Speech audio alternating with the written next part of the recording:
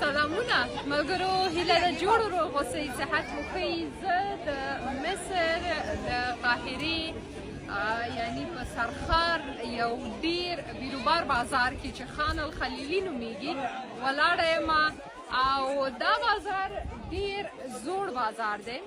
دې بازار کې تاسو به وینئ چې صنایع دي، د لاسي همداراز نور هنرونه دي.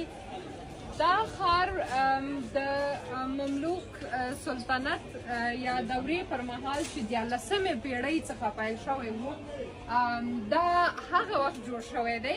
او دې ښار کې به تاسو وګورئ چې ډېر داسې مصري صنایع دي، هنرونه دي، رسامیانې دي، نقاشیانې دي چې نور ځایونو کې ډېر په اساني سره نه پیدا کېږي. خو تاسو ته دغه ښار ښیو، دغه بازار کې مو ګرځوو، راځئ ننداره یې وکړئ.